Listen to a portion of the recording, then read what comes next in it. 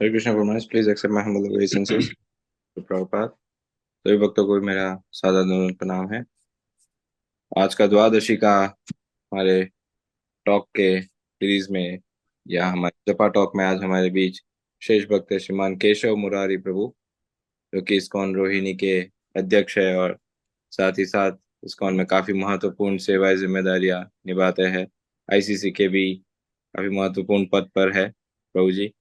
तो आज हमारा परम सौभाग्य है कि हमें एक साक्षात्कारी भक्त, जो कि व्यक्तिगत रूप से अपने आप भी प्रभुपाद जी के सिद्धांतों को अपने जीवन में उतारे हैं या उतार चुके हैं, और साथ ही में अन्य असंख्य भक्तों को वे प्रेरित कर रहे हैं, मदद कर रहे हैं। और आप सभी को पता ही होगा, अभी हाल ही में इस्कॉन रोहिणी में एक भव्य दिव्य मंदिर का उद्घाटन भी हुआ है, जो कि स्वयं परम पूज्य श्री गोपाल कृष्ण गोस्वामी महाराज जी के कर कमलों से हुआ।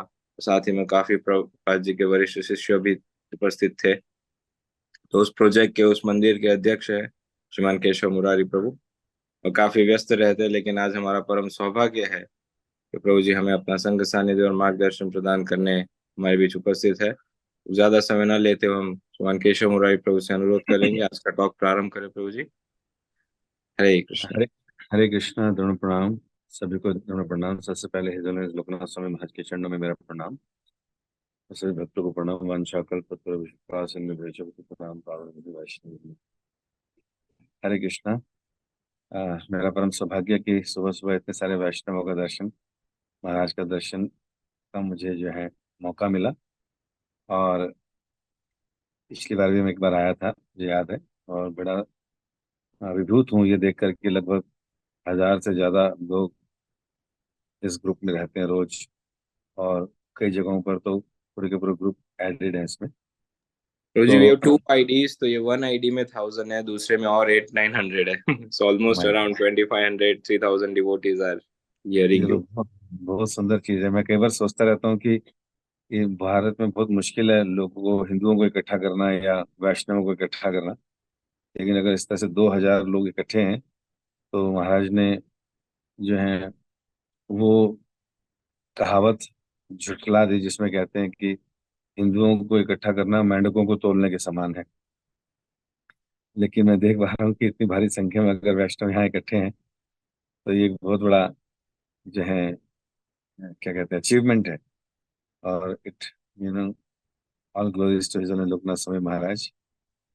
महाराज ने जो है इतने सारे भक्तों को, इतने वैष्णवों को इकट्ठा करके रखा है और देश विदेश से लोग यहाँ पर हैं। तो मुझे आज कहा था कि वैष्णव आचार्य के विषय में थोड़ा सा मैं डिस्कस करूं। तो जो मेरी बुद्धि, सीमित बुद्धि के अनुसार, पहली बात तो कोई भी व्यक्ति जिस प्रकार भगवान श्री कृष्ण के अनंत गुण हैं और अनंत शेष उनका अनंत काल से व्याख्यान कर रहे हैं, और आज तक कृष्ण के सभी गुणों का व्याख्यान नहीं कर पाए, क्योंकि असीमित भगवान के गुण बढ़ते रहते हैं और अनंत शेष उनके गुणों को गुणगान करते रहते हैं। लेकिन भगवान कृष्ण स्वयं ये कहते हैं कि मेरे भक्त का मद भक्त पूजा अधिकार, कि मेरे भक्त मुझसे भी महान हैं। उनके समर्पण को देखकर, उनके व्यवहार को देखकर, उनकी विनम्रता को देखकर भगवान भी जो है उनका हृदय भी द्रवित हो जाता है। तो भगवान इसलिए कहते हैं कई जगहों पर कि मैं अपने भक्तों के हाथों बिका हुआ हूं, या मैं अपने भक्त के इशारों पर नाचता हूँ। क्योंकि जो परम भगवान है, जिनके सारे भक्त हैं, जिनको सभी समर्पित हैं, ऐसे कृष्ण भी जो है अपने भक्तों को समर्पित हो जाते हैं। क्यों? क्योंकि वो सब कुछ निछावर कर कर भगवान की सेवा में लगे रहते हैं। ऐसे आचार्य लोग, ऐसे वैष्णव लोग इसलिए भी पूजनीय बन जाते हैं दुनिया के द्वारा और साक्षात भगवान के द्वारा, क्योंकि ये लोग भागवतम में कह रहे हैं भगवान कुछ नहीं, अपने लिए कुछ नहीं चाहते ना। ये केवल कृष्ण की प्रसन्नता चाहते हैं या वैष्णव की प्रसन्नता चाहते हैं। इसलिए महान वैष्णव आचार्य लोग जो हैं इतने पूजनीय बन जाते हैं। तो इनका ये विशेष गुण है कि ये तो भगवान के द्वारा भी पूजे जाते हैं। इसलिए हम देखते हैं कि जितने भी वैष्णव हैं, जिन्होंने भी भगवान को समर्पण दिखाया, जैसे हम लोग सुदामा की कथा में सुनते हैं सुदामा जो भगवान के पास गए छिड़वा लेकर, तो भगवान सोच रहे थे मैं क्या दूं इसको, क्योंकि हम दोनों का स्तर तो बराबर है नहीं। सुदामा इतना निर्धन होकर भी मुझे कुछ देने आया, वो भी लोगों से उधार लेकर। तो दूसरी ओर मुझे देखे तो मैं तो द्वारकाधीश हूँ, मेरे पास किसी चीज की कमी नहीं है, और मैं सब कुछ देने में भी समर्थ हूँ। लेकिन फिर भी क्योंकि हम दोनों का मेल नहीं है बस, इसलिए जो भी मैं दूंगा वो उनके बराबरी नहीं कर सकता। उसी तरह भगवान इसलिए भी अभिभूत हैं, इसलिए भी ऋणी हो जाते हैं अपने भक्तों के, क्योंकि वो सर्वोच्च निछावर कर देते हैं। भगवान के ही द्वारा ज्ञान लेकर भक्त लोग इतने विनम्र और इतने सहिष्णु हो जाते हैं, और अपनी लेश मात्र भी अपने स्वयं की कोई इच्छा नहीं रखते। और इसलिए जो है कि वैष्णव जन हमेशा भगवान के द्वारा भी पूजनीय बन जाते हैं। तो हमारे इस गौड़ीय ब्रह्म माध्व गौड़ीय संप्रदाय में हमारे सभी आचार्य एक से एक बढ़कर थे, एक से एक समर्पित आचार्य। और ये मूवमेंट इतना आसान नहीं है चलाना। ये मूवमेंट, हरे कृष्णा मूवमेंट जो है, आंदोलन जो है, ये इसी तरह के आचार्यों के द्वारा पोषित है, संरक्षित है और चलायमान है। कई बार हमें ऐसा लग सकता है कि मैंने कुछ किया, क्योंकि भक्तों के अंदर भी कई बार अहंकार आ जाता है। सेवाएं करते करते जब फल दिखाई देते हैं तो कई बार लगता है कि मैंने कुछ किया, मेरा नाम होना चाहिए, मुझे पहचाना जाना चाहिए, मुझे मेरे काम के द्वारा काम के हिसाब से पद मिलना चाहिए। तो कई बार ऐसी भावना आ जाती है। नो डाउट कि ऐसी भावना को कृष्ण या गुरुजन बीच बीच में ईगो क्रश करके ठीक भी करते हैं। लेकिन फिर भी क्योंकि देहात्म बुद्धि है, क्योंकि हम भौतिक संसार में है, तो इस तरह के कलमश आना स्वाभाविक हो जाता है कई बार। क्योंकि एक वो एग्जाम्पल भी दे रहे थे कि जैसे प्रोसेशन में जो है भगवान के विग्रहों को ले जाया जा रहा था, और हर जगह उनकी आरती हो रही थी, हर चौक पे 56 भोग लग रहे थे। तो जो रथ या घोड़ा या गधे जो उसको खींच रहे थे रथ को, उस समय बाद उनको ये लगने लगा कि हमारी ही पूजा हो रही है, तो हमारी वजह से ऐसा हो रहा है। तो कई बार हम लोगों को भी लगता है कि नहीं, ये हमारी वजह से हो रहा है ऐसा कुछ। लेकिन ये सारी शक्ति जो है ऊपर विग्रहों की है या भगवान की है, आचार्यों की। हम लोग इसलिए भी बहुत, क्या कहते हैं, भाग्यशाली हैं, क्योंकि हम लोग ऐसे प्रामाणिक संप्रदाय में जुड़े जो कि सभी संप्रदायों में सबसे उच्चतम, सबसे सर्वश्रेष्ठ है। जिस संप्रदाय में साक्षात कृष्ण श्रीमती राधा रानी का भाव और कॉम्प्लेक्शन लेकर अवतरित होते हैं, और वहां पर भी दीक्षा और गुरु धारण करते हैं, और एक आचार्य के रूप में महाप्रभु से अच्छा कोई उदाहरण हो नहीं सकता। किस प्रकार उन्होंने वैराग्य का, किस प्रकार एक शिक्षक का, किस प्रकार एक जो है भक्त का रोल अदा।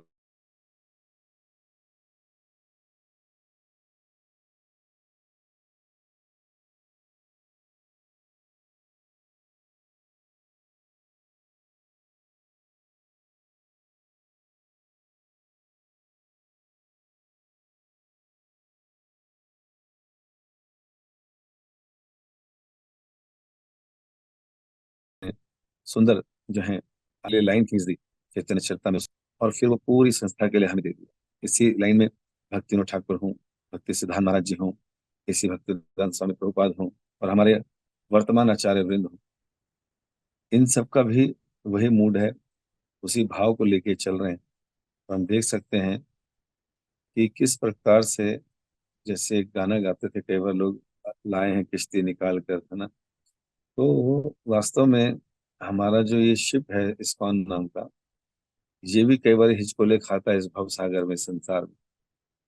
कई बार लोगों को लग सकता है कि अरे, ये जो शिप है ये इतना हिल क्यों रहा है, कहीं मैं संकट में तो नहीं हूँ, कहीं ये शिप डूब तो नहीं जाएगा। लेकिन जब शिप का कैप्टन ऐसी भक्तिवेदांत स्वामी प्रभुपाद जैसा हो, और उनके मुख्य मैनेजर कर्मचारी इतने सारे वैष्णव आचार्यों के द्वारा, महाराज लोगों के द्वारा संरक्षित हो, और उसकी जो हवाएं हैं और उसकी जो सब कुछ फेवरेबल चल रही हो, तो छोटे मोटे हिचकोले अगर कभी आ भी जाएं, जैसे प्रभुपाद जी के जाने के बाद अच्छे हिचकोले आए, कई लोग शिप से कूद गए ये सोच के कि ये शिप डूब जाएगा, लेकिन आज जब वो दूसरी छोटी नावों में बैठकर ये देखते हैं ये शिप अभी भी चल रहा है, इतनी तेजी से चल रहा है, पूर्णतः सुरक्षित और संरक्षित है, तो उनको अपने उस कार्य पर जरूर पश्चाताप भी होता होगा। और लेकिन अहंकारवश वापस नहीं आ पाते। और इसी तरह आज भी, आज का भी ऐसा दौर है कि हम लोग शॉर्टकट के चक्कर में भी कई बारी नाना प्रकार के साधु संतों के जो हैं प्रभाव से प्रभावित हो जाते हैं, जबकि ये भूल जाते हैं कि हम ऐसे शिप में हैं, ऐसे सुरक्षित संरक्षित जिससे कैप्टन ऐसे भक्तिवेदांत स्वामी प्रभुपाद है, प्रेमानंद गुरु, उनके द्वारा पूर्णतः सुरक्षित है हम लोगों को जब भक्ति नहीं करते थे, जब हम लोग पूरी तरह से फिलोसफिकल अंडरस्टैंडिंग अच्छी नहीं थी, तो हम जानते हैं कि हम लोग भक्ति के नाम पर क्या करते थे, किन किन मंदिरों में जाते थे, किन किन के आगे माथा टेकते थे, किन किन गुरुओं से प्रभावित थे, क्या हमारी फिलोसफी थी, क्या वर्त रखते थे, क्या क्या उल्टा सीधा हम खाते थे। लेकिन जब इस्कॉन से जुड़ गए तो सिद्धांत पता चले, भक्ति के नियमों का पता चला, भगवान कौन है ये पता चला, भगवान और भगवान के अवतारों में क्या अंतर है, भगवान और देवी देवताओं में क्या अंतर है, इस्कॉन और अन्य संस्थाओं में, अन्य संप्रदायों में क्या अंतर है। जब ये सब पता चल गया तो भी हम लोग कई बारी इवन दीक्षित होकर भी ऐसे लोगों से, ऐसे छद्म गुरुओं से बाहर के कुछ वीडियो के कारण आकर्षित हो जाते हैं कि उनकी ये बात अच्छी लगी, उनकी वो बात अच्छी लगी, जबकि वो सारी बातें वही हैं जो प्रभुपाद ने अपने परपट्स में दी है, वही बात है जो भागवतम में दी है, वही है जो सीसी में दी है। उनके शिष्य आज भी उन्हीं बातों को रिपीट कर रहे हैं। हम लोग कुछ भी नया नहीं करते। आचार्य का मतलब जो ऊपर से मिला उसको एज इट इज आगे देना, यह आचार्य का सबसे बड़ा गुण है। और उसको देखना भी कि लोग ठीक से कर रहे हैं कि नहीं कर रहे। कई बार इस्कॉन के नियमों को देखकर कई लोग कहते हैं यहाँ पर तो नियम ज्यादा हैं, तो चलिए हम कोई और संस्था ढूंढे जहाँ नियम कम है, जहाँ गुरु ही हमारा सब कुछ देख ले। तो कई बार लोग ऐसे में प्रभावित होकर लेफ्ट राइट चले जाते हैं और गुरु के प्रति, प्रभुपाद के प्रति इतना बड़ा अपराध कर देते हैं। एक बार वृंदावन में प्रभुपाद जी जब थे तो उनके कुछ भक्तों ने वृंदावन में लेफ्ट राइट जाना शुरू कर दिया और दूसरे गुरु और दूसरे वैष्णव के प्रति आकर्षित होने लगे। तो किसी ने पूछा प्रभुपाद से, प्रभुपाद जी क्या हम लोग अन्य मंदिरों में जाकर या अन्य गुरु के पास भी जा सकते हैं शिक्षा लेने के लिए? तो प्रभुपाद ने कुछ नहीं बोला और उनके नेत्रों से आंसू निकलने लगे। और प्रभुपाद ने एक सेंटेंस बोला, I have given everything in my books. मैंने सब कुछ अपनी पुस्तकों में दिया है। अब समस्या हमारे साथ तब होती है जब हम असत्संग करते हैं, तो इस प्रकार के कुछ कमियां हमारे अंदर आ जाती हैं। आज सोशल मीडिया एक सबसे अच्छा माध्यम तो है संपर्क करने का या चीजों को जानने का, लेकिन ये भी एक माध्यम बन सकता है हमारे फॉल डाउन का या गुरुद्रोही आचार्य द्रोही बनने का। इसलिए जो शिला प्रभुपाद जी ने अपनी पुस्तकों में दिया है और जो हमारे आचार्यों ने अपने आचरण से पेश किया है, चार नियमों का पालन करके धर्म की स्थापना करना, वो उससे अच्छा सिद्धांत कहीं हो ही नहीं सकता। हाँ, कमियां हमारे अंदर ही।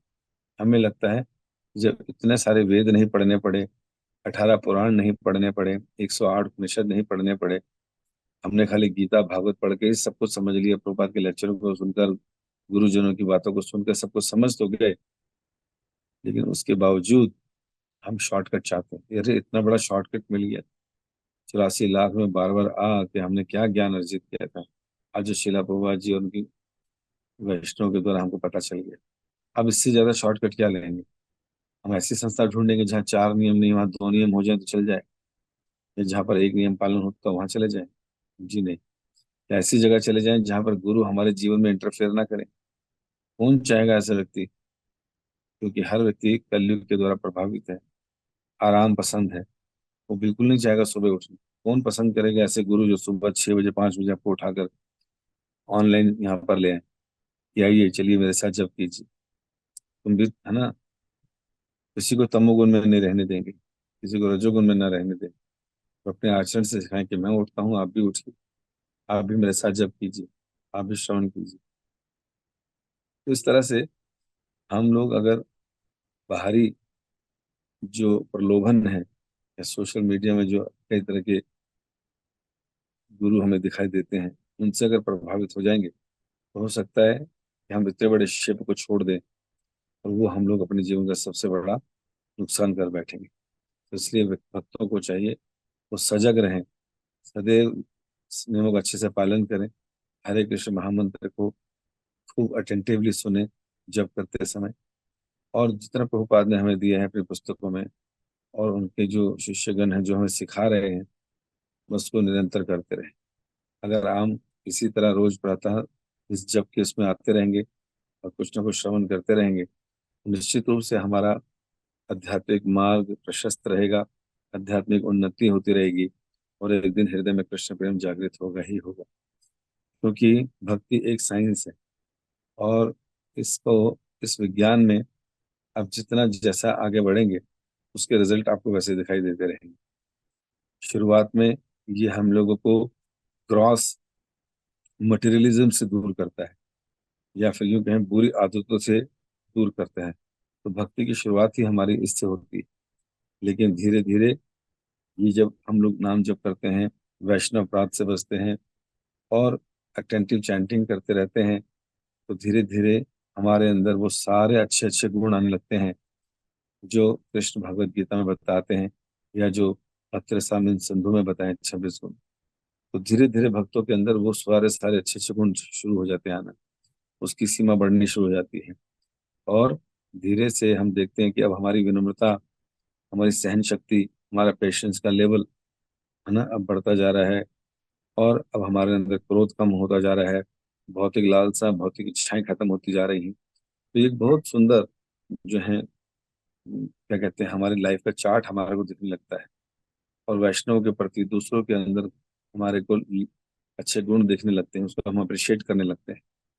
तो इस तरह की वैल्यूज के द्वारा, इन तरह के गुणों के द्वारा हम लोग ना, हमें पता चलता है कि हम आगे बढ़ रहे हैं। तो इस तरह से जब हम लोग निरंतर, क्योंकि कृष्ण गीता में कहते हैं सततम, हर समय करो, तो जब उसको लगे रहेंगे तो धीरे धीरे हमारे हृदय में ही वैष्णवों के प्रति जो है सम्मान बढ़ना शुरू हो जाएगा। उनके सद्गुण हमें दिखने लगेंगे, उनसे हम प्रेरित होना शुरू कर देंगे, ऐसे आचार्यों को फॉलो करना शुरू कर देंगे। क्योंकि जब आचार्यों का जीवन देखते हैं तो उनके विषय में भी लिखा जाता है, बताया जाता है, श्रीमद् भागवत में बोला कि वैष्णव कौन है, जो क्या कहते हैं, वैष्णव का मतलब है ऐसा व्यक्ति जो हर समय हर परिस्थिति में जो है किसी चीज से प्रभावित नहीं होता, उसको कोई भी परिस्थिति में डाला जाए तो वो प्रभावित नहीं होता।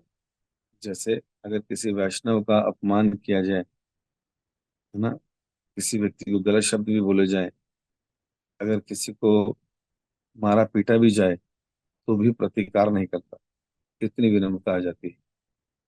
और पहली बात तो ऐसी स्थिति भगवान ही नहीं आने देंगे, लेकिन अगर किसी के जीवन में भगवान सुधार चाहते हैं या किसी को प्रेरित करना चाहते हैं तो ऐसी स्थितियां भी आती हैं। तो वैष्णव जन जो है, जो आचार्य जन है, वो अपने जीवन से दिखाते हैं कि पूर्णतः कृष्ण पर समर्पित है। कृष्ण एक शरणम, उन्होंने केवल कृष्ण की शरण ले रखी है और उसके अलावा वो इधर उधर नहीं देखते। उनका पूरा समर्पण मन से, वाणी से, कर्मों से कृष्ण को ही प्रसन्न करने की लालसा रहती है। और इस तरह से अपने आचरण से वो ये दिखाते हैं कि सभी को इसका पालन करना चाहिए। हमारा जीवन देखने में या सुनने में लगता है कि 100 वर्ष का होगा, लेकिन आजकल तो हम कहते हैं 70 साल एवरेज हो गई है जी। फिर भी समय हमें निश्चित नहीं है कि कब होगा, मृत्यु निश्चित है, समय अनिश्चित है। तो इसलिए जितना भी समय हमारे पास बचा है, हम देखते हैं कि शहरों में रहने वाले लोग 30 35 40 साल से बीमार होना शुरू हो जाते हैं, दवाइयों पे आ जाते हैं। तो जब हम लोगों ने देख लिया, हमसे पूर्व में गए लोग भोग कर करके बीमार पड़े, और आज भी वृद्धावस्था में आकर यही बोलते हैं कि मन की शांति नहीं है, या हम कुछ कर नहीं पाए, या हमारे अंदर अभी और भी इच्छाएं। तो जब हम लोग आसपास ये देखते हैं कि लोग अभी भी व्यथित हैं, दुखी हैं, परेशान और सेटिस्फाइड नहीं है, तो बुद्धिमान को तो इशारा ही काफी होता है। जैसे कई बारी कई रोड जाम हो जाते हैं और हम जा रहे हैं उसी तरफ जहाँ रोड जाम है या ब्लॉक है, तभी क्या होता है, जो दूसरी गाड़ी वापस आ रही है वो इशारा करता है कि आगे मत जाओ, रास्ता बंद है, यू टर्न ले लो, ऐसा इशारा करता है। तो इससे हम बड़ी जल्दी बुद्धि लगाते हैं कि यार इसने ऐसा इशारा किया है, इसका मतलब आगे जाम है। हम तुरंत गाड़ी मोड़ लेते हैं। इसको बोलते हैं बुद्धिमान। तुरंत छोटे से इशारे से ही वो आगे। कृष्ण गीता में इशारा दे रहे हैं, जन्म मृत्यु जरा व्याधि दुख दोषानुदर्शनम। हमारे आचार्य लोग हमको इशारा कर रहे हैं कि भौतिक जगत दुखालय है, यहाँ से निकलो। तो हम लोग अगर अभी भी इस तरह की लालसाएं बना के रखेंगे, नहीं थोड़ा और ये दिल मांगे मोर, थोड़ा सा और इच्छाएं पूरी कर लें, थोड़ा सा और कर लें, नहीं पैसा इतना कमाया किस लिए रखा है ना, अगर खाएंगे नहीं कमाएंगे नहीं तो फिर कहीं ना कहीं देना पड़ जाएगा, इतना तो मैंने कभी सोचा भी नहीं था कि मैं दान दे के जाऊंगा इतना। और हमारे परिवारों में भी कई बार संकट होता है क्या, कि हम तो भक्ति करने लगते हैं और बच्चे हमारे अभी भी उन्हीं स्कूल और कॉलेजेस में पढ़ रहे हैं जहाँ पर आसुरी प्रवृत्ति के लोग पढ़ते हैं। तो बच्चों के अंदर भी आसुरी प्रवृत्ति आ जाती है। उनको घर वाले एलियंस लगते हैं। वो घर वालों को आचार्य मान के राजी नहीं, वो घर वालों को गुरु मान के राजी नहीं। उनको लगता है कि ये लोग सब पागल हैं, घंटियां बजा रहे हैं सुबह शाम, हमारी नींद खराब कर रहे हैं, ना टीवी ना सोशल मीडिया ना कुछ। तो घर वाले उनको जो है इस तरह से एलियन लगते हैं। तो माता पिता का भी सबसे पहला रोल होना चाहिए कि वो अपने बच्चों को बाल्यकाल से ही इस्कॉन मंदिर में लाए, गुरुकुल्स में डाले, संडे संडे प्रोग्राम्स में डाले, अपने भक्तों से मिलाए, ताकि वो बचपन से ही सही वातावरण में और सही भक्तों के बीच में आगे बढ़े। लेकिन होता क्या है, हम लोग अपनी कम्युनिटी में इस प्रकार के स्कूल्स और कॉलेज अभी नहीं खोल पाए हैं जिससे कि हम पूरी तरह से बच्चों को फेंसिंग दे सके। इसलिए हम देखते हैं बहुत सी एनर्जी हमारी बच्चों को भक्त बनाने में लग जाती है, और बाद में अंग और वेन की तरह जो है हमारा भी लगता है कि अगर उन्होंने मानना ही नहीं है तो मैं एनर्जी कैसे करूं, और वैराग्य आ जाता है। तो हमको लगता है छोड़ो फिर क्या करें। लेकिन हमारा धर्म है, गुरु न सस्या स्वजनो न सस्या पिता न सस्या जननी न सस्या देवम न सस्या प्रतिष्ठ न सस्या न मोचेत समुपेत मृत्यु। बच्चों के लिए, अपने डिपेंडेंट्स के लिए हम ही आचार्य हैं, और हमें ही उनको ये दिखाना है और सिखाना है क्या, कि हम लोगों को जन्म मृत्यु से कैसे बाहर निकलना है। तो ये संसार फॉलोशिप पे ज्यादा चलता है कि जो दूसरा कर रहा है मुझे वो करना है। अगर बाहर के लोग आज इंद्र तृप्ति में लगे हुए हैं, तो बहुत से लोग उससे आकर्षित हो जाते हैं। लेकिन जब वो देखेंगे असली हीरो ये नहीं है, असली हीरो तो हमारे वो आचार्य हैं जिन्होंने मन, वाणी और कर्मों पर क्या किया है, नियंत्रण कर लिया है, बुद्धि से सही डिसीजन ले रहे हैं, मन की फालतू की इच्छाओं को दूर कर दिया। तो इसलिए ऐसे रियल हीरो हैं, ये हमारे रियल आचार्य हैं। इन आचार्यों के द्वारा ही धर्म संरक्षित है। इन आचार्यों के द्वारा ही भक्ति समाज संरक्षित है। इन्हीं आचार्यों की वजह से ये कलयुग ठीक से चल पा रहा है और हम लोग भक्ति कर पा रहे हैं। इन्हीं के नाम जप से, इन्हीं के शब्दों से हम हमारे को शुद्धता प्राप्त होती है। भागवतम में एक जगह आता है कि गोलोक धाम में जब कृष्ण चलते हैं तो उनके चरणों से उठी धूल, जो सैफरन पार्टिकल्स का रंग लेकर ऊपर से जब नीचे उतरती है, नीचे गिरते हैं, तो ऐसे ही आचार्यों और शुद्ध भक्तों के जो हैं हृदय में प्रवेश कर जाती है। और जब कथाएं करते हैं, नाम जब करते हैं, तो उसके मुख से, उनके मुख से इस जो है ट्रांसेंडेंटल सैफरन पार्टिकल्स सामने वाले बद्ध जीव के हृदय में प्रवेश करके उसको भी शुद्ध कर देता है। तो इसका मतलब क्या है, कि ये पूरा भक्ति का संचार जो है आचार्य के द्वारा ही किया जा रहा है। चैतन्य चरितमृत के सबसे पहले मंगलाचरण के श्लोक में कहा है, वंदे हम वंदे श्री गुरु ईश भक्तान ईशम ईशवतारकान तत्प्रकाश शक्ति से कृष्ण चैतन्य संगीताम। कि कृष्ण जो है इस प्रकार 6 रूपों में अवतार लेते हैं, साक्षात चैतन्य महाप्रभु के रूप में आके, वैष्णव के रूप में आकर, गुरु के रूप में आकर, है ना, अपनी शक्तियों के रूप में आकर, अवतारों के रूप में आकर, और क्या करते हैं, भगवान ही अवतार लेते हैं। तो इसलिए आचार्य भी जो है भगवान का ही रूप है। इसलिए हमें उनको पूरा मान सम्मान देना चाहिए, उनका घर बैठ के चिंतन करना चाहिए। तो शास्त्र कहते हैं, अगर किसी वैष्णव का, आचार्य का हम लोग घर बैठ के भी स्मरण करते हैं तो ऐसे घर पवित्र हो जाते हैं। और अगर स्मरण मात्र से हम पवित्र हो रहे हैं, तो सोचिए जब ऐसे लोग, ऐसे गुरुजन हमारे घरों में आते हैं ऐसे वैष्णव जो घर में आएंगे, उनको स्थान देंगे, पिलाने के पीने के लिए पानी देंगे और कुछ कृष्ण कथा सुनेंगे, तो ऐसी चीजों का क्या लाभ होने वाला है हमारे जीवन में। इसलिए हमारे पास केवल एक ही धरोहर है जो हमने आज तक जिंदगी में कमाई, और वो है वैष्णव संघ। ऐसे आचार्यों की शिक्षाएं जो हमारे को है, बस उसी में जीवन लगाना है, उसी को करते जाना है। जितना समय हमारा बचा है, केवल वैष्णव संघ, वैष्णव कथा के द्वारा, उनके द्वारा जो कथा है, और हरि नाम जप, ये करते रहिए। दूसरों को बताते रहिए ताकि वो लोग भी इनसे प्रेरित होकर आगे बढ़े, तो हमारा जीवन भी सार्थक हो जाएगा। अन्यथा ऐसी अपॉर्चुनिटी मिस करके कहीं शिप को छोड़ दिया, हिचकोले खाते शिप को, निश्चित रूप से हमारा पतन हो जाएगा। इसलिए हमारे जीवन में हमारा भक्ति का ए और भक्ति का जेड भी केवल वैष्णव ही हैं ना। कहते हैं ना, निस्तार पाए केवल। तो भाई अगर छाड़िया वैष्णव सेवा, अगर हमने वैष्णव का संग छोड़ दिया, उनकी सेवा छोड़ दी, तो हमारा कोई उद्धार नहीं होने वाला दूर दूर तक। इसलिए कई बार हो सकता है हमसे अपराध हो जाए, दिक्कत परेशानी हो जाए, कृष्ण के प्रति भी अपराध हो जाए। कृष्ण हो सकता है हम लोगों को माफ ना करें, लेकिन वैष्णव की सेवा कर कर, इन आचार्यों का वंदन कर कर, इनका गुणगान कर कर, हम भगवान को फिर से प्रसन्न कर सकते हैं। और अगर वैष्णव हमसे प्रसन्न हो गए और वैष्णव ने कह दिया कि भगवान इनको लेके जाना है, तो भगवान भी ऐसे व्यक्ति को रोक नहीं सकते, चाहे वो खुद नाराज हो। लेकिन वैष्णव अगर प्रसन्न है, तो भगवान को स्टैंप लगानी पड़ती है, ठीक है आ जाओ। तो इसलिए हमारा ए टू जेड पूरी डिपेंडेंसी भक्ति की, या भक्ति का growth, everything depends on Vaishnava and Vaishnavacharya. इसलिए हमारे शास्त्रों में हमारी सुबह रोज शुरू ही वैष्णव आचार्यों के वंदन से होती है। संसार दावा न ललित लोका, त्राणाय कारुण्य घना प्राप्त कल्याण गुणार्णवस्, वंदे गुरु चरणारविंद। इस तरह से हम लोग सुबह से लेकर शाम तक गुरुओं का, वैष्णव का और भगवान का गुणगान करते हैं। तभी हमारी जो है भक्ति में कुछ लाभ होता है। उन्हीं की कृपा से, उन्हीं के आशीर्वाद से हम भक्ति में आगे बढ़ते हैं। इसलिए भक्तों को हमेशा अपने हृदय में वैष्णवों का, आचार्यों का गुणगान करते रहना चाहिए। उनके जीवन में गुण देखने चाहिए और अपने जीवन में उतारने का प्रयास करना चाहिए। तो मैं यहाँ पर अपनी वाणी को विराम देता हूँ। इसमें प्रश्न प्रश्न तो ऐसे नहीं लेते इसमें। आप सबका बहुत बहुत धन्यवाद। Hare Krishna. Thank you very much Prabhu ji, आज के इस सत्र के लिए। तो यदि आपके पास समय हो, कैन वी टेक 2-3 क्वेश्चंस प्रभु क्विकली? यस। थैंक यू प्रभु जी। सो फर्स्ट आईडी में जो भी भक्त है, उनमें से किसी के यदि आज के टॉक के संबंधित प्रश्न है, तो वे हैंड रेज कर सकते हैं। हैंड रेज जरूर कीजिए और आप अपने प्रश्न केशव मुरारी प्रभु से पूछ सकते हैं। अच्छा रहेगा यदि आज के टॉक से संबंधित प्रश्न हो।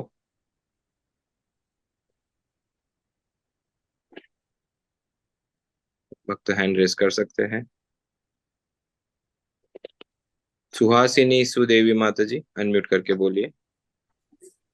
हरे कृष्णा प्रभु जी, दंड प्रणाम। प्रभु जी बहुत ही इंस्पायरिंग लेक्चर था आपका। प्रभु जी एक प्रश्न है कि जैसे हम तो भक्ति में लगे हुए हैं, लेकिन हमारे परिवार में अभी नहीं जुड़ पा रहे हैं, तो मन बहुत बेचैन होता है उस चीज को लेके। जैसे आपने बताया था युवा पीढ़ी, अब मेरा बच्चा है बिल्कुल भी नहीं फॉलो कर पा रहा। बहुत प्रार्थना भी करती हूँ, प्रसादम भी खिलाती हूँ, तो मैं किस तरह से उसको मोटिवेट करूँ भक्ति में आने के लिए प्रभु जी? देखिए माता जी, कहीं ना कहीं हम सब लोग, इसका कारण है कि हम सबसे पहले भक्ति में लेट आए। जिस एज में हमने भक्ति शुरू की, तो बच्चों के लिए फिर हम लोग बड़े अजीब थे कि भाई ये क्या कर दिया उन्होंने, घर में ये बंद कर दिया, वो बंद कर दिया, तो ये हो गए, वो हो गए। फिर बच्चा बाहर का जीवन देखता है, वो कहता है ये तो खा पी रहे हैं लोग, दुनिया तो घूम रही है, यहाँ जा रही है, वहां जा रही है, ऐसे कपड़े पहन रही है। तो बच्चों के लिए एक बहुत बड़ा ड्रास्टिक चेंज है, और अपने को चेंज करना उनके लिए बहुत मुश्किल है, क्योंकि बच्चे तो वहां पर मजाक उड़ाया जाएगा, कोई शिखा रख ले, तो धोती कुर्ता पहन ले, तो उसको तो ऐसे समझेंगे तो एलियन आ गया हमारे बीच में। तो इसलिए बच्चे कभी भी हमारे साथ हमको भक्ति में अप्रिशिएट नहीं कर पाएंगे इस तरह से। एक तो कारण ये है कि हम लेट आए हैं, दूसरा ये है कि हमारे पास ऐसा वातावरण नहीं है, और ना ही हमारे पास अपने स्कूल और कॉलेजेस हैं अभी। तो जिसकी वजह से, और ना ही हमारी कम्युनिटी की इतनी बाउंडिंग है कि हम सब इकट्ठे होते हों या इकट्ठे आते हों वंस इन अ वीक, ऐसा भी नहीं। तो मुझे लगता है कम से कम शुरुआत हम ये कर सकते हैं कि जहाँ पर भी हमारे मंदिर हैं, उद्देश्य इन मंदिरों का यही है कि हम किसी न किसी मंदिर के पास रहें। और दूसरी बात कि कम्युनिटी लीडर से बात करके हम लोग कम से कम एक दिन, आधे दिन के लिए पूरी कम्युनिटी इकट्ठी हो, जिसमें श्रवण कीर्तन, डांस, हर ग्रुप के लिए, हर बच्चों के लिए अलग अलग क्लासेस हों, उनको सबको बता के रखो ये तो हमने करना ही है, चाहे दुनिया में कहीं भी जाए। तो कम से कम वो कंपलसरी रख दीजिए घर में। बच्चे को छोटे में बचपन से आदत डाल देंगे तो मान भी जाएंगे। फिर धीरे धीरे धीरे करके उनके अंदर बदलाव आएगा। बड़े होने पर हम बहुत ज्यादा तो नहीं समझा सकते, हाँ, लेकिन एक काम कर सकते हैं कि कुछ फिलोसफिकल चीजें उनके साथ डिस्कस कर सकते हैं कि देखो, उनके घर में आज ये हो गया, उसका कारण ये था, जबकि आत्मा अजर अमर है। तो ऐसा थोड़ा सा बता दिया, हर बार प्रीचिंग नहीं करनी। दूसरा, अटैचमेंट डिटैचमेंट पर, कि जब हम किसी चीज से ज्यादा आसक्त होते हैं बच्चों, तो वो फलाशक्ति हमारे को ज्यादा दुख देती है। तो बच्चा जब 4 बार 10 बार सुनेगा तो धीरे धीरे खुद डिटैच होने लगेगा। फिर इस्कॉन में एक सबसे अच्छी बात कि हमारे यहाँ हर प्रश्न का उत्तर है ना। श्रवण का मतलब ही ये होता है, ध्यान से श्रवण का मतलब कि आप सब कुछ सीख जाएं।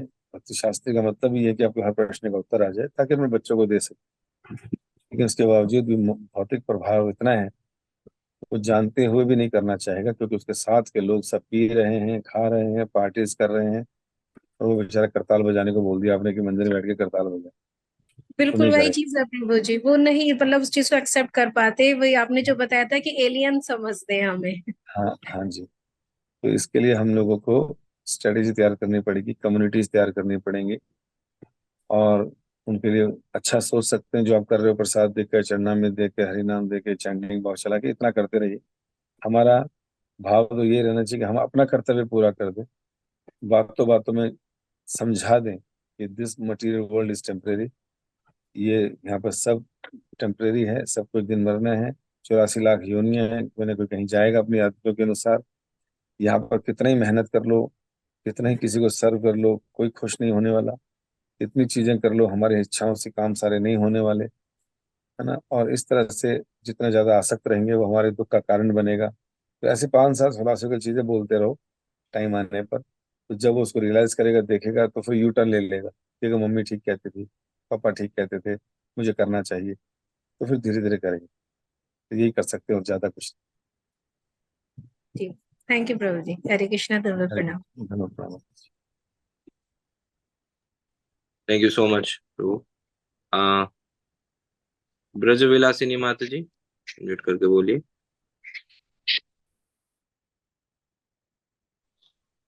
हरे कृष्ण प्रभु जी, दंडवत प्रणाम। प्रभु जी, मेरा प्रश्न बड़ा क्रूशियल सा है। जैसे कुछ भक्त होते हैं, बहुत अच्छे से सेवा कर रहे होते हैं टेम्पल में, अच्छे डिवोटी बन चुके होते हैं, लेकिन किसी कारणवश नाराज होकर किसी भी कारण से अलग हो जाते हैं। जैसे आपने कहा शिप से अलग हो जाना या शिप को छोड़ देना, वो छोड़ते तो नहीं है, मतलब मंदिर को छोड़ देते हैं लेकिन अलग अकेले में प्रैक्टिस करते हैं। उनके लिए क्या कहा जाए या उनको कैसे समझाया जाए कि टेम्पल से अलग होकर जो आप प्रैक्टिस कर रहे हैं वो उचित नहीं है। तो उनको ये कैसे समझाया जाए और उनको वापस कैसे लाया जाए प्रभु जी? इसके लिए माता जी क्या होता है कि कई बारी जो टेम्पल अथॉरिटीज हैं, हम लोग देखते हैं इस्कॉन में आने वाले, जैसे बताया जाता है 84 लाख प्रकार की योनियां है ना, तो हम देखते हैं 84 लाख प्रकार के भक्त भी हैं। उनकी अलग अलग मेंटालिटी भी है। हर भक्त अलग वैरायटी का है, हर व्यक्ति का स्तर अलग है, हर एक का ट्रेनिंग सेटअप अलग है, हर एक का सोच अलग है। और इस वजह से व्यक्ति जो है बहुत कुछ एक्सपेक्ट करता लाइफ में, और कहीं ना कहीं किसी न किसी से मनमुटाव, किसी न किसी बात पर झगड़ा, किसी न किसी बात पर डिफरेंस ऑफ ओपिनियन। और जब व्यक्ति बहुत कुछ कंट्रीब्यूट कर रहा होता है, बहुत सेवाएं कर रहा होता है, वो धीरे धीरे बहुत ज्यादा सेंसिटिव भी हो जाता है। उसको लगता है जो मैं बोलूं हर बात मानी जानी चाहिए, मेरा हर विचार बहुत अच्छा है, मेरे से अच्छा कोई विचार दे नहीं सकता, मेरी बात पर ठुकराया क्यों किया, हमने इतना कलेक्शन कर लिया, हमने इतना वो कर दिया, आज हमारी सुनी नहीं जा रही, जब से नई अथॉरिटी आएगी हम बिल्कुल। तो हमारी ट्रेनिंग ऐसी होनी चाहिए कि हर चीज हम लोगों को विनम्रता से सहने की ट्रेनिंग होनी चाहिए, नंबर 1। नंबर 2, हमें कुछ फालतू में कुछ एक्सपेक्ट नहीं करना चाहिए। नंबर 3, आपके पास जो सुझाव है जो आपका व्यू है आपको जरूर रखना चाहिए, लेकिन बिना आसक्त हुए कि मेरी ही बात मानी जाएगी। जो भगवान चाहेंगे बात वही होगी। हम अपना सजेशन दे सकते हैं, हो सकता है आपका सजेशन ऐसा था, अगर वो करते तो ज्यादा लाभ होता, लेकिन कुछ और माना गया। कोई बात नहीं, उससे भी आसक्त नहीं रहना।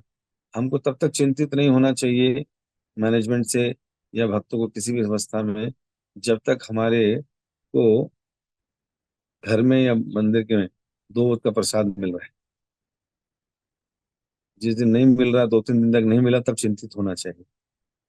जिस दिन 2 कपड़ों से कम कपड़े हो गए उस दिन चिंतित होना चाहिए, लेकिन हमारी अलमारियां भरी रहती। जिस दिन हमारी कोई माला छीन ले या माला गुम जाए या माला हमको मना कर दे करने के लिए, तब चिंतित होना चाहिए। अगर आपको भागवतम क्लास में आने से मना कर रहे हैं तो आपको चिंतित होना चाहिए। मंदिर में सेवा करने से मना कर रहे हैं, हो सकता है कर रहे हो सकता है आपकी वजह से या दूसरे की वजह से ज्यादा कन्फ्लिक्ट हो रहे हो और आपको कहा होगा कुछ दिन आप थोड़ा सा ये की जगह ये कर लीजिए, मान लीजिए। जरूरी कि मंदिर में घुस के ही करना है, हर चीज वहीं करनी है। सेवा ऐसी भी बहुत सारी है जो मंदिर में ना रहकर भी की जा सकती है। प्रचार की है, बुक डिस्ट्रीब्यूशन की है, लोगों को माला कराने की है, लोगों को घर में जोड़ने की है, ऐसे कई तरह की सेवा में एंगेज किया जाता है अपने आप। तो इस तरह से अगर हम करते हैं, मुझे लगता है तभी हम चिंतित हों या परेशान हों या अथॉरिटी के पास जाएं, जब तक इन 3-4 चीजों में संकट ना आ रहा हो। इससे ज्यादा मिल रहा है तो बहुत भगवान का धन्यवाद कीजिए, अथॉरिटी का धन्यवाद कीजिए, और अपना निस्वार्थ भाव से अनासक्त होके सारी सेवाएं कीजिए। और जब ज्यादा प्रॉब्लम हो जाए तो उस दिन 2 घंटा कीर्तन में नाचिए, सब ठीक हो जाए। और ऐसे भक्त जो रूठ गए हैं, इधर उधर चले गए, उनको कहीं ना कहीं रहता है कि कोई अथॉरिटी हमारे पास आके हमें मनाए तो हम आएंगे, या फिर कोई और लीडर आए हमें मनाए, या मेरे द्वारा किए गए काम को अप्रिशिएट करे और मुझे लेकर जाए तो आए। तो हमें करना चाहिए, जाना चाहिए उनके पास, बोलना चाहिए मेरे कान पकड़िए, मेरे सर पर चरण रख दीजिए, और लेकिन आप दोबारा से जुड़िए, दोबारा से आना शुरू कीजिए। है कि नहीं? क्योंकि जब तक लीडर्स ऐसे होंगे छुई मुई टाइप, और छोटी बात पे छोड़ घर बैठ जाएंगे, तो फिर सोचिए नीचे वालों का क्या हाल होगा। तो हमें एज ए ड्यूटी भी कम्युनिटी को सोचते हुए एक रहना चाहिए, चाहे कितने मनमुटाव हो, आते रहना चाहिए। और ज्यादा दिक्कत हो तो कुछ दिन के लिए सेवाओं से थोड़ा सा दूर हो जाइए, वो सेवा ले लीजिए जिसमें ज्यादा दिक्कत ना हो, लेकिन नाम जप, भागवत श्रवण, वैष्णव सेवा करते रहिए। प्रभु जी, ठीक इन है। Continuation to this lovely answer, but एक सेगमेंट में थोड़ा दिस, सॉरी मैंने हैंड रेज नहीं किया, I am just misusing my rights. नहीं, प्लीज भाई। तो कई बार ये भी देखा गया कि कॉन्ग्रीगेशन के कुछ डिवोटीज ये सोच लेते हैं या ये एक्सप्रेस करते हैं to a very small inner circle के मंदिर में तो कुछ ठीक नहीं है, बहुत पॉलिटिक्स है, बहुत फेवरेटिज्म है, हमने डिसाइड कर लिया है। या एक और सेगमेंट ये भी होता है कि कुछ ऐसे डिवोटीज ऐसा सोच लेते हैं कि हम जिन स्टडी सर्कल या काउंसलिंग सेशन में है सर्कल में, केवल वही सब अच्छे भक्त है या सत्संग के लायक है, हमारे अलावा तो बाकी सब बहुत ही गिरे निकट है। पीते हैं, they are good for nothing.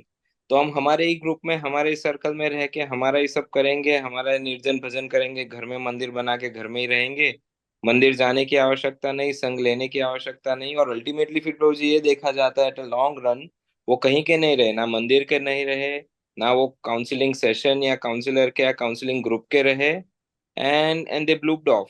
फिर बहुत ज्यादा एक नेगेटिव मैसेज जाता है कम्युनिटी में।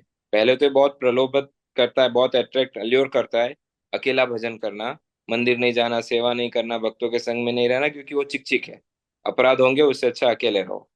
But at long run it's a big damage. तो उससे पहले ही अर्लियर स्टेज में how we can save such devotees, उसके ऊपर थोड़ा लाइट डालिए प्रभु। देखिए मैंने बताया ना कि जैसे जैसे कम्युनिटी बढ़ेगी तो ऐसी बहुत सी चीजें होंगी। हम रोहिणी में है, रोहिणी में भी हमारे पास कैसे सब कनेक्टेड है मंदिर से, कोई कितने रूट जाए कोई कुछ चले, लेकिन कनेक्टेड रहते हैं। और हम सब कनेक्टेड, भगवान है, और आपके रूपा जी वहां पर हैं, भागवत सप्ताह हो रहा है, सब भागवत कथा हो रही है, सब कुछ हो रहा है, तो आपको एनर्जी तो वहीं से मिलेगी। कई बार होता है कि कई सिंसियर सोल से काफी लोग कनेक्ट हो जाते हैं, और ऐसे सिंसियर डिवोटी जब दुखी होते हैं, परेशान होते हैं, तो वो अपने को मंदिर से या इस तरह के पॉलिटिक्स से दूर कर लेते हैं। दूर करके फिर वो अपना ही एक सुंदर टीचिंग करके अपना अच्छा ग्रुप बनाते हैं, नीचे के लोग भी खुश हैं, ऊपर के लोग भी खुश हैं, है कि नहीं? लेकिन अब मंदिर से दूर रहकर तो फिर वो कोई सेवा नहीं करते, कोई कलेक्शन नहीं करते, या कुछ ऐसे मंदिर में इन्वॉल्व नहीं होते। फिर उनको लगता है कि देखिए, मैंने जितना बड़ा मेरा कुनबा होगा उतना ज्यादा मेरी पूछ होगी, ये भाव भी आ जाता है। और फिर उनके भी कुछ अच्छे कंसर्न होते हैं जो ठीक से टेकअप नहीं किए गए, उनको सुनना जरूरी है। लेकिन होता यह है कि धीरे धीरे माया ऐसा रोल अदा करती है, रजोगुण बढ़ता है, माया आपको कहती है you are the best, you are the person who has created that much devotees, but you are not properly given respect, so better you be aloof from that group, उनसे दूर रहो तो ज्यादा अच्छे। लेकिन धीरे धीरे वहां रहते हुए भी जब काफी लंबा समय हो जाता है, उसके बाद फिर माया एंटर करती है, फिर वो कहती है कि अगर तेरे को कोई पूछ ही नहीं रहा और इतने लोग तेरी हाँ में हाँ मिला रहे हैं और ना में ना कर रहे हैं, तो धीरे धीरे फिर उसके लेक्चर्स चेंज होने शुरू हो जाते हैं। वो लोगों को ऐसा बताना शुरू करता है कि हम लोगों को हरास किया गया, हमारे साथ ये हुआ। और फिर धीरे से कई बार वो लोग दूसरी जगह शिफ्ट कर जाते हैं या दूसरे गुरु के पास चले जाते हैं या दूसरी फिलॉसफी देना शुरू कर देते हैं, जिससे वो अपना भी जीवन और बाकी डिपेंडेंट्स का जीवन भी खराब कर देते हैं। ऐसी एक घटना हुई थी पंजाबी बाग में। जो मेन लीडर्स थे उनको अथॉरिटी से या इसको मैनेजमेंट में थोड़ी दिक्कत हुई, तो उन्होंने भी अपने नीचे के 200-300 लोगों को, जिनको पहले पूरी तरह से कुछ लेक्चर्स देके हिप्नोटाइज कर लिया, पूरी तरह से काउंसलिंग वाला सिस्टम कर लिया। बुरा नहीं है, लेकिन अगर कनेक्टेड है मंदिर से। लेकिन अगर मंदिर से कनेक्टेड नहीं, तो उन्होंने क्या करा, सारे के सारे इकट्ठे चले गए मंदिर छोड़कर। और आज उनकी ये हालत है, वो राधा कुंड चले गए, सबको मंजरी नाम मिल गया। आज वो मंजरी अपनी दुकानें खोलती फिर रही है, कोई ऑटो चलाता फिर रहा है। मंदिर आ नहीं सकते इस वाले में, वहां जा नहीं सकते रोज। पूरी की पूरी जो पहले 16 माला कर रहे थे, आज 2 माला करना मुश्किल है, ये हालत है उनकी। तो लोगों को बाद में पता चलता है कि हमने क्या नुकसान कर दिया अपना। इसलिए डिस्कशन एंड कम्युनिकेशन हमेशा होते रहना चाहिए। और कहीं ना कहीं सबसे पहले ये जरूरी है कि हर भक्त की कोई ना कोई अथॉरिटी होनी चाहिए, जिससे वो पूछता हो, जिससे वो डरता हो, जिसकी वो शिकायत लगा सके, जिसकी वो सुनता हो। जिसे बोलते हैं ना माई बाप, कोई ना कोई जरूर होना चाहिए, चाहे वो कितनी बड़ी अथॉरिटी है, चाहे वो कितना बड़ा प्रीचर क्यों ना है। वो 50 लेक्चर देता है महीने, लेकिन खुद के किसी लेक्चर में जाता है, खुद को इसके ऊपर सर पे है कि नहीं। हमने देखा है, इस तरह के डिसीजन वही लेते हैं जो इंडिपेंडेंट टाइप के अच्छे प्रीचर होते हैं। तो इसलिए हमेशा सदैव ऐसे लीडर को फॉलो करो जिसके ऊपर कोई है, जिसको डांट लगाने वाला कोई है, जिसको सुधारने वाला कोई है। नहीं तो वो कुछ समय के बाद भगवान जैसी फीलिंग आ जाएगी उसके अंदर और सबको लेके गायब हो जाएगा। तो आप देखेंगे इस तरह के इंडिपेंडेंट लीडर्स का कोई सर पे कोई नहीं होता, तो वहां पर संकट बना रहेगा। इसलिए ऐसे लोगों को मिलकर बातचीत करके लाने की कोशिश करनी चाहिए। और इस तथ्य पे बात होनी चाहिए कि आप पूरी कौन कम्युनिटी में किसको अपना अधिकारी मानते हैं, क्योंकि आप भी कुछ कमियां तो रखते होंगे। अगर मुझे किसी से बात करनी है आपके कुछ विषय में, मैं किससे करूँ? तो ये जरूर होना चाहिए। ये तो इस्कॉन के द्वारा ही ऊपर से आना चाहिए कि भाई सबके पास होना चाहिए। और जो किसी को फॉलो नहीं कर रहा, तो फिर उसको टीचर के पद पे नहीं रहना चाहिए, क्योंकि वो खुद भी डूबेगा और दूसरों को भी ले डूबेगा। Amazing, thank you Prabhu ji, thank you so much. Last question Prabhu, Rati Prada Radhika Mata ji, mute करके बोलिए। हरे कृष्णा प्रभु जी, धन्यवाद ma'am, thank you for the very wonderful lecture प्रभु जी। प्रभु जी, माय क्वेश्चन इज कि कभी कभी मतलब रूटीनली ऐसा ही होता है कि हम अ, जैसे रूटीन लाइफ में बिजी रहते हैं, कभी जॉब करना है, बच्चों को देखना है, ये सब करना है, और फिर टेंडेंसी आ जाती है कि ठीक है फैमिली है तो गृहस्थ में है, एंजॉयमेंट भी चाहिए, हस्बैंड थोड़ा उतना फेवरेबल नहीं है अगर उस तरीके से, तो इस तरीके से लाइफ निकलती है, फिर उसके बाद फिर एकदम से त्याग वाली फीलिंग आ जाती है। लेकिन फिर वो कुछ टाइम टिकती है और फिर से ऐसा ही चलने लगता है। तो कैसे रेगुलेट करें अपनी लाइफ को कि रेगुलर एकदम उसी फीलिंग के साथ रहें कि देखिए, अगर घर में अकेले भक्ति कर रहे हैं तो दोनों को कंप्रोमाइज करके चलना पड़ेगा आपको। अगर सारे भक्ति कर रहे हैं तब तो बैठ के टेबल पे डिस्कस कर सकते हो कि भाई हम लोग इस स्तर पर हैं, हमें इस स्तर पे पहुंचना है, इसके लिए क्या त्यागना है और क्या अपनाना है। तो फिर सबका इकट्ठा ही डेवलपमेंट होगा। लेकिन अगर घर में हर व्यक्ति एक अलग अलग नाव पर है, तो फिर हमें घर भी चलाना है, हमें भक्ति भी चलानी है। तो फिर कई बार आपको उन बच्चों की बात मानने के लिए, हस्बैंड की बात मानने के लिए, चलो मार्केट चले जाते हैं, चलो मॉल चले जाते हैं, हो सकता है। जैसे एक बार एक लड़की थी, वो तो भक्त थी, उसके हस्बैंड भक्त थे, लेकिन इस लड़की की बहन और लड़के का भाई, तो उन दोनों का अफेयर चल रहा था 7 साल से नीचे।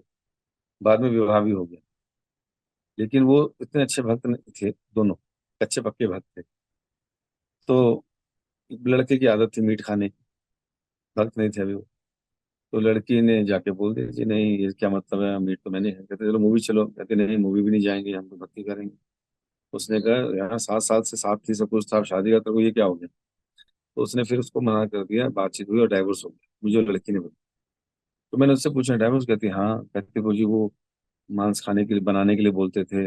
मैं खाने के लिए तो नहीं बोलते थे, कहते नहीं। कहते मूवी जाने के लिए बोलते थे। मैंने कहा, अच्छा। मैंने कहा अच्छा पहले कभी मूवी गए हो आप।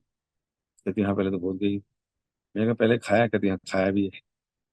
तो मैंने कहा गृहस्थी चलाने के लिए आपको थोड़ा सा कॉम्प्रोमाइज कर लेना चाहिए था उस समय, क्योंकि आप अभी खुद भी 16 माला नहीं करते, आप खुद भी अब इतने अच्छे भक्त नहीं हो। तो अगर एक बार मूवी चले गए महीने में उनके साथ, फिर आप दूसरी शर्त अपनी रख लेते कि मैं क्योंकि मूवी गई हूँ, अब आपको भी मंदिर आना चाहिए, 2 माला शुरू करनी चाहिए। आप तो मूवी देख रहे हैं, अंदर इधर हरिनाम लेते रहो, कुछ भी करो, चलो थोड़ी देर के लिए, लेकिन उसको तो आगे बढ़ाओगे इसी बहाने। तो एक कदम आगे बढ़ा के खींचने वाली बात करो, ठीक है कि नहीं। तो इस तरह से मैंने उनको बोला कि अब करके मैंने कहा अच्छा मैं आपके लिए दूसरा लड़का ढूंढूं अच्छा भक्त। कहती नहीं बहुत अच्छा वाला भी मत भेज ढूंढना।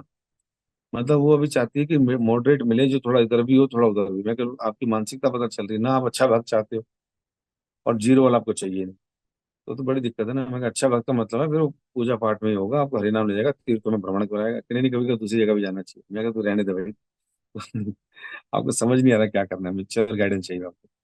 तो कई बार ये होता है, हम छोटी छोटी गलतियां कर कर वो कर देते हैं। तो इसलिए शुरुआती दिनों में हम कुछ कर सकते हैं इस तरह की चीजें, लेकिन धीरे धीरे उद्देश्य ये होता है कि उनको भी खींच कर अपने पास रखें, उनको भी भगवान से।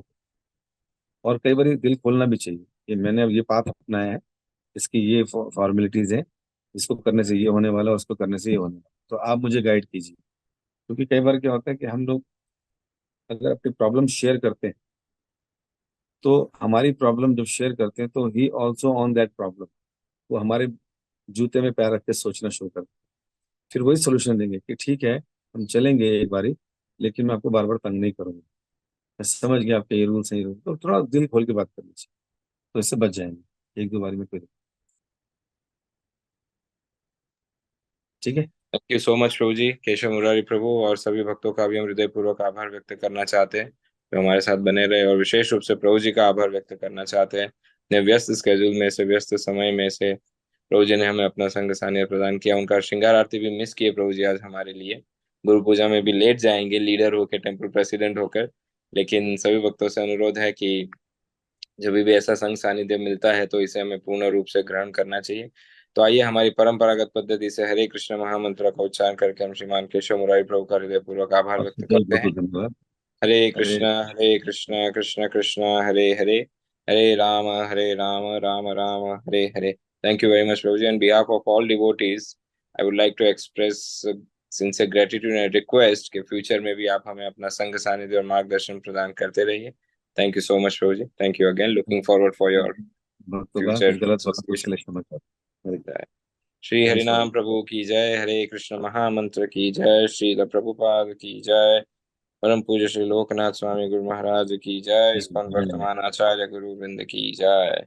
वाञ्छा कल्पतरुभ्यश्च कृपा सिन्धुभ्य एव च पतितानां पावनेभ्यो वैष्णवेभ्यो नमो नमः। अनंत कोटि वैष्णव वृंद की जय।